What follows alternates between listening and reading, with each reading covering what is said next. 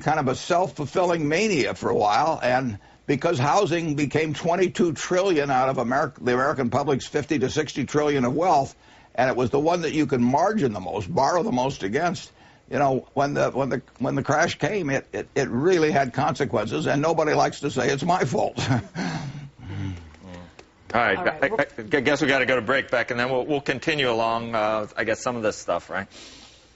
That's right, and we'll let Senator Braun jump in on that as well, let him get his response. We're going to sneak in a quick break right now, but as Joe mentioned, we do have a lot more to cover with Warren Buffett. We've got 45 more minutes.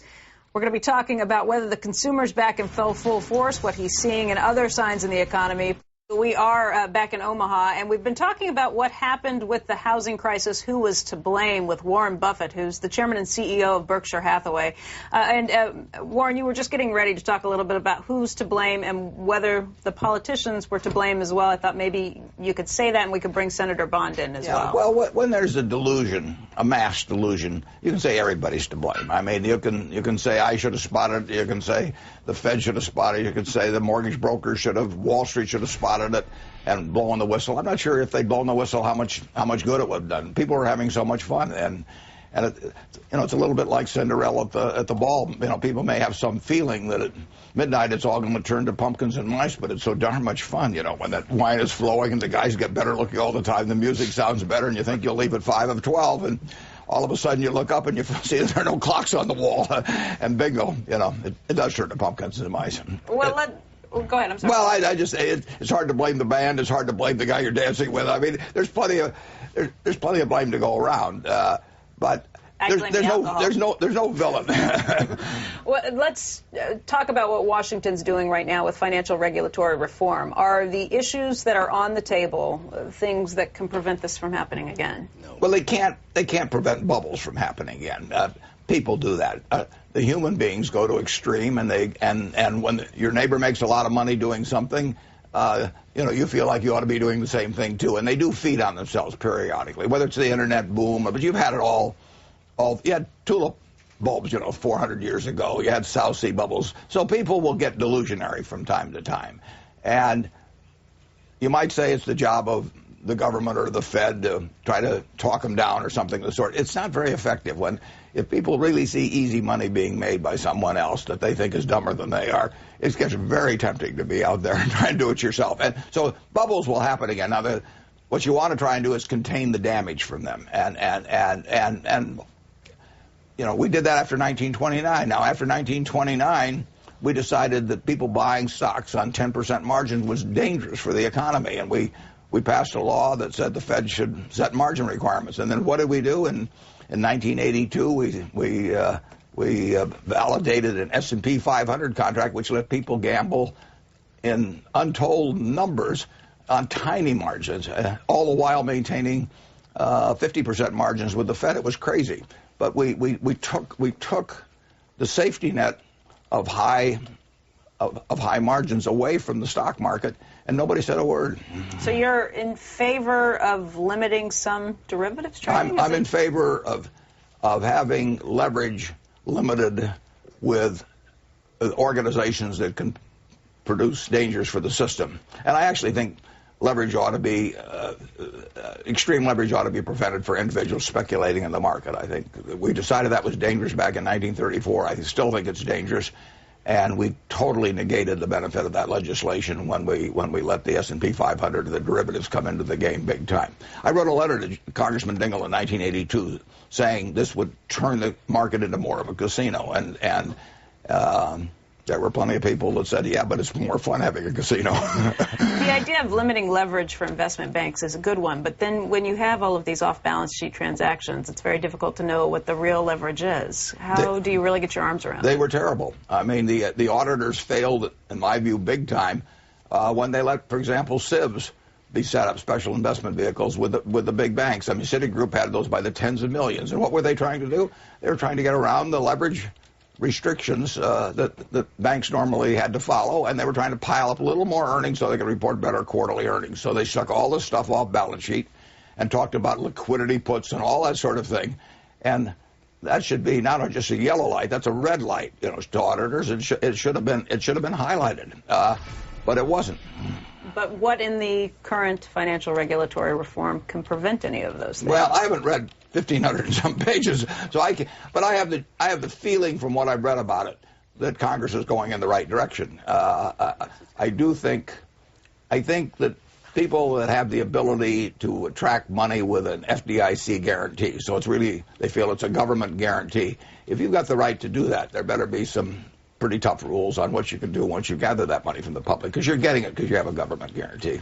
Senator Bond, you're one of the 100 people who will be voting on that financial regulatory reform. Do you think that the bill is the proper bill and that it will be able to prevent some of these extreme situations in the future? Not yet, Becky, but Mr. Buffett, I agree with you. We saw a situation where they all get better looking at closing time in the housing market, but the housing market was a team effort. The administrations, both Republican and Democrat and Congress, pushed for no down payment home loans, non-recourse loans. That was an invitation for disaster. There were a few of us who fought against it unsuccessfully, but there are certain bad practices that really should be stopped, and I think you're totally right. There needs to be regulation of liquidity. There needs to be regulation of some of these devices. And, the computer game derivatives that are not based in reality, I think deserve to be covered.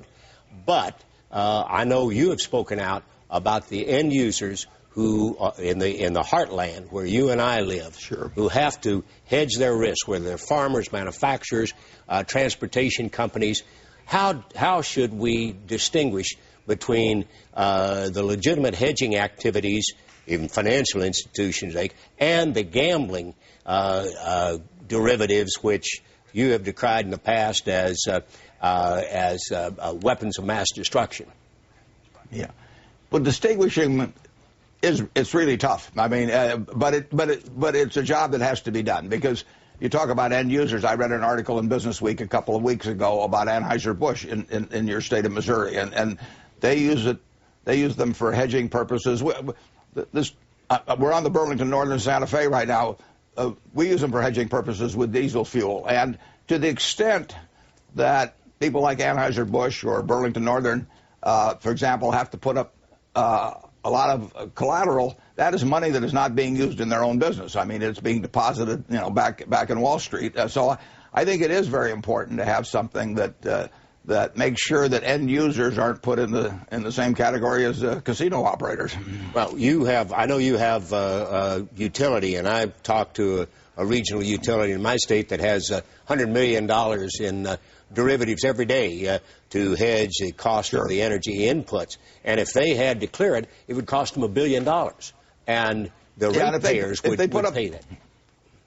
And sure, Senator, if they put the money up there, that money is not being used to build wind farms. So there are hundreds of end users that have signed on to an appeal to make sure they aren't put in the same category as people who are just basically gambling on it. I mean, you have a way that you've got bear traps out there, but that they don't catch rabbits.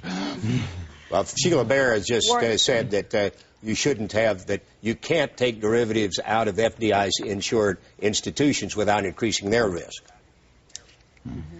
Yeah, Sheila Bair over the weekend, I don't know if you've seen these comments on this yet, is saying exactly that she does not want to see the banks not allowed to do derivatives because it will only drive the derivatives and risky business to other institutions that are less regulated. Do you agree with that, or should the banks be limited on what they can do with derivatives? I don't know the answer to that. I mean, certainly banks can use derivatives in ways that make sense for the society. I mean, just in terms of floating rate to fixed rate loans or whatever. There are various ways of doing it that have a very proper business purpose. But I think if they're betting on the price of some variable 20 years from now, when I took over Gen Re, there was one derivative contract that lasted 100 years, and that meant for 100 years, no money changed hands. People put marks on it every 3 months, and the trader got paid based on it, and people got to report earnings based on it. And so it's hard for me to see that is serving a wonderful social purpose. Charlie Munger has a much tougher view on derivatives. Yeah. He says, we heard from him earlier, he says that they should only be allowed in things like energies, commodities, and currencies, I believe, or maybe metals. How do you pair up what you think with what he thinks? Well, Charlie's a little more Old Testament than I am. But I've got a lot of Old Testament in me, too. But and Charlie usually is right, and I'm usually wrong. But I think that there can be proper use of them beyond the areas he named. But I would agree with Charlie that, well, the S&P 500 contract is the ultimate derivative. I mean, it's a bet on an index, and it trades by the billions of dollars on tiny margins. And it isn't dealing with professional investors all the time. It is dealing with people that don't know a thing about stocks and bonds and are betting on whether the market's going to be higher 10 minutes later, an hour later. And it's really hard to imagine what the useful purpose is of dragging in people on tiny margins to gamble on what the stock market's going to do that day.